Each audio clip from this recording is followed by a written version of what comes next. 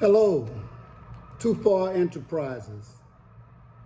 Queens, respect yourself. And by that, I mean queens, princesses, nieces, aunts, mothers, daughters, all of them are in the same category. And as I said, queens, respect yourself. Before I get into the video, I want to say, let's put one thing to rest. Everybody keeps asking about, is Kamala Harris white or black or whatever it is. So let's go back to the majority rule, the people who actually run this country and what they said back in the day. One drop of black blood makes you black. End of conversation. If you have a problem with that, go talk to the people who came up with the rule and enforced it for all these centuries. I know you're not gonna do it. So let's get into it. Almost every black woman I know or have come in contact with was born with a heart of gold, but the ways of men made their heart grow cold. You see, behind every man, great man, is a great woman. But how can you have a queen without a king?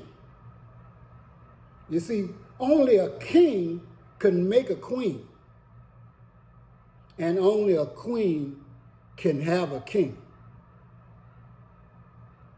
I want to ad lib on something and tell you about a little story that I heard and I saw in a movie, and it's in reference to Queen Azinga, a great queen, African queen, who went to a meeting with the representatives of the Dutch and the Portuguese. And when she walked in the hut,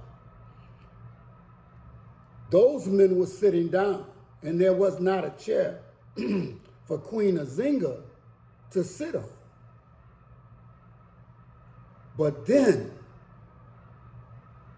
irrespective to his ego, irrespective to her being a woman, one of her warriors got down on all fours so she could have a seat to sit on.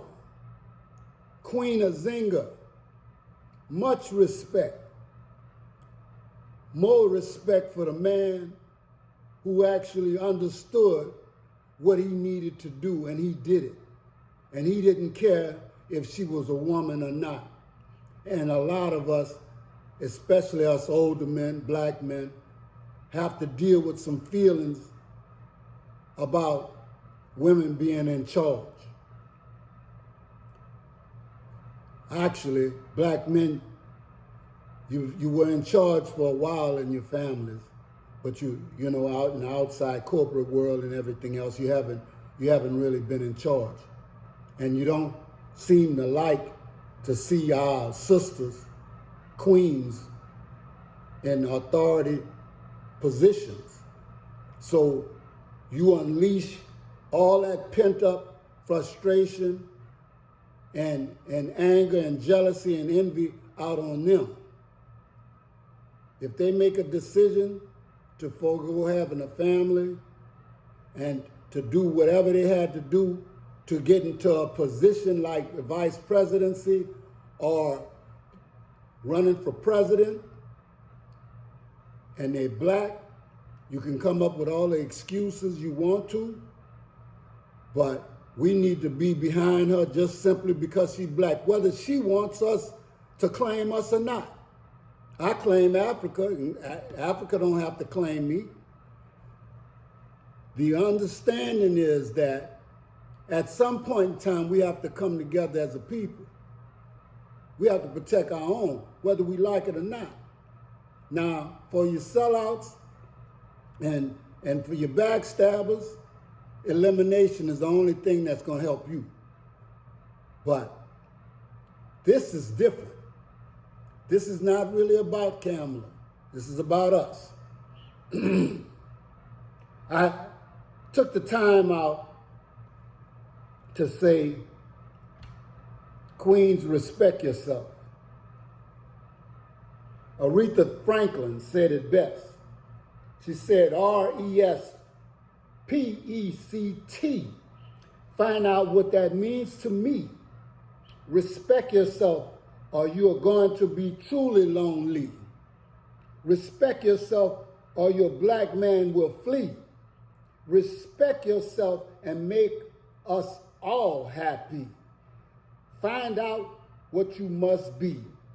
My niece is Gigi. Do these things and you will see. Blessings will be upon thee. Black woman, respect yourself and others will respect you too. And if they don't, they're gonna have to deal with your black men. But you're gonna have to respect yourself first, and we're gonna have to do a better job of respecting you also.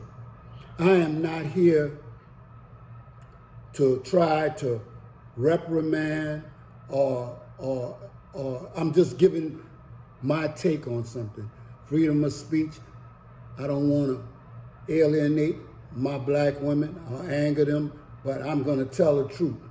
See, all money ain't good money. And some women have been pimping themselves for $1. See, black men have been doing it to women for a while. And they were wrong. And there's no excuse for that. But now, all of a sudden, we have women twerking in the streets, grabbing on men's manhoods and doing things that they know they shouldn't do. At one time, it was cool to leave something to the imagination. You didn't have to dress provocatively. You understand, to get a man's attention. You know, just give him a little something, you know, and make him wonder about the rest. That's what most men are interested in anyway. And if they're not, you don't need that type of man. And I know y'all want to be beautiful, but you don't really know how lovely you are right now. And I would hope that y'all would go natural, because you have the most dominant genes out of all the people on the earth. Black queens, you just don't know what power you truly have. And you're mixing up your DNA with other people's DNA because you're not satisfied or happy with what God gave you, but your hair, your lips, eyelashes, and all that, He gave it to you. It's no way you can improve on that. So I would like to plead that to think before you start getting things sewn into your hair and your head, mixing your DNA with somebody that you don't even know. Most of the beauty places are owned by Chinese people and other people, so they don't have your interests in heart anyway. You don't know if fleas or anything is in the things that they give you. You have to take care of yourself. The black men will love you just for the beauty of your heart, body, and soul, your spirit. That's what we love more than anything.